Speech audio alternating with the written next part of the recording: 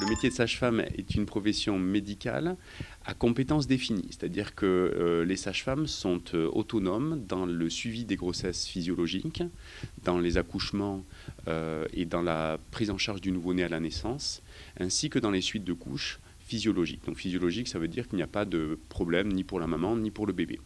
Et grâce à tous les professionnels qui travaillent à la maternité, auxiliaires de puériculture, puéricultrices, aides-soignantes, les patientes sont prises en charge dans cette maternité qui est donc une maternité de niveau 3 qui permet la prise en charge des grossesses physiologiques mais aussi des grossesses à problème avec bien sûr l'intervention des médecins dès qu'il y a une pathologie.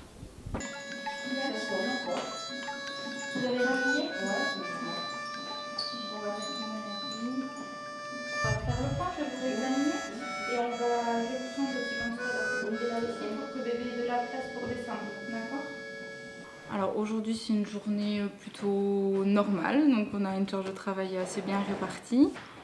Donc voilà, mais après on a eu 2 accouchements pour le moment, donc qui se sont plutôt bien passés et voilà, on a le temps de s'occuper des dames comme on le souhaite pour le moment, donc voilà, une journée sympa en salle d'accouchement.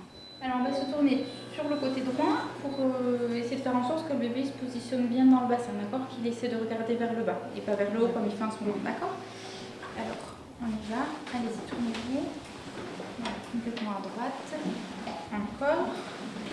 Voilà. Vous allez essayer de tendre la jambe qui est dessous et celle-là l'appuyer, voilà, comme ça ouvre le bassin et ça laisse la place au bébé de s'engager. Puis on va commencer à sortir le matériel parce que ça va accrocher. Il a sa tête qui est tournée en regardant vers le ciel. D'accord ? Oui, mais c'est pas grave, hein, mais...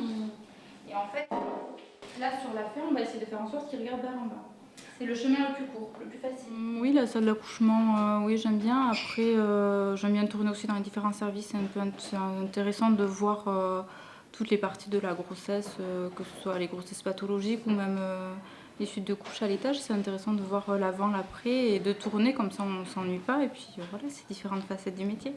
Ça va mieux au niveau de la lunette, ouais.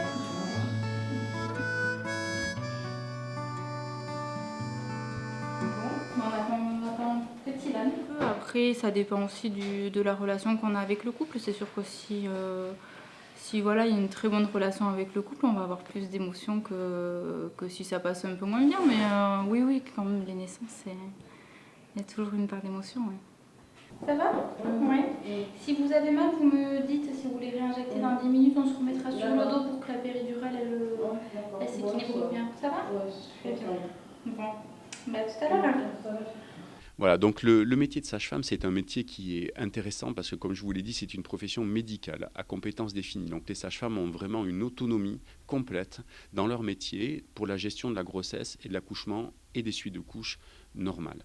Donc ça veut dire qu'elles ont un droit de prescription qui est contenu à leur activité professionnelle, à leur champ de compétences, mais elles ont un droit de prescription, elles ont vraiment un rôle très important à jouer.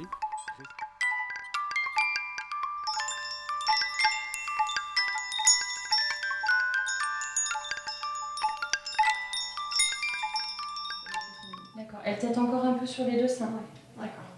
Donc une fois qu'il y aura bien les montées de lait, ce sera important qu'elle tète bien sur un sein entier et qu'elle vide le sein. D'accord. Parce que la tétée, le lait il évolue au fur et à mesure de la tétée. D'accord. Au début, c'est un lait qui est plutôt sucré et à la fin, il est gras.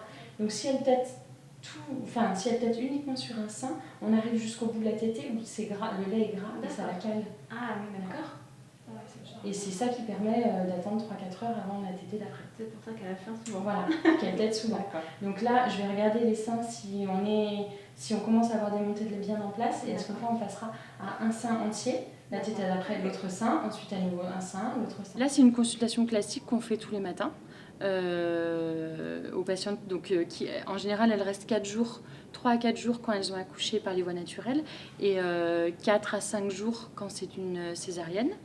On fait le tour, on vérifie la tension, la température, on regarde les seins, l'utérus, les points, voilà. On vérifie dans la globalité que tout se passe bien, on regarde le bébé aussi, même si après il y a le pédiatre qui le regarde et l'auxiliaire de puériculture qui le regarde aussi.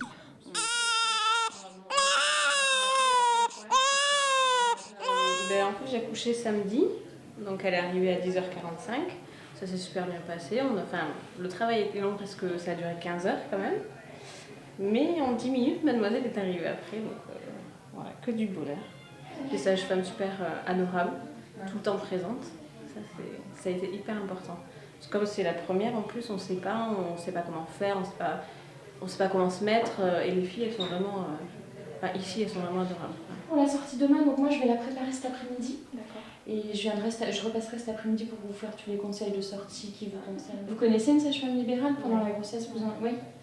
Il y a plein de facettes dans ce métier et c'est ça que j'aime. Et puis c'est aussi le côté avoir des responsabilités et travailler de façon indépendante sans forcément tout faire en fonction des médecins et avoir aussi notre avis à donner et nos propres responsabilités. Vous n'hésitez pas à m'appeler, moi ou l'auxiliaire, si vous avez besoin de quoi que ce soit. D'accord, merci. Voilà. Voilà, c'est pas... Vaut mieux faire avec le coude parce qu'avec la main, on n'a pas l'impression que c'est chaud. Mais en fait, il faut... C'est un petit peu froid. Mais...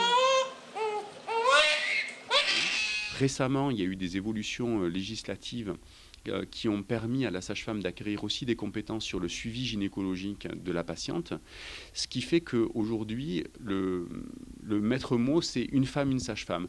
On aimerait que chaque femme puisse avoir une sage-femme qui soit présente tout au long de sa vie pour son suivi gynécologique, pour ses grossesses, pour ses accouchements. Et c'est vraiment une profession aujourd'hui qui prend du poids et qui est très intéressante par la diversité des possibilités de travail, que ce soit donc à l'hôpital, en clinique privée ou en libéral.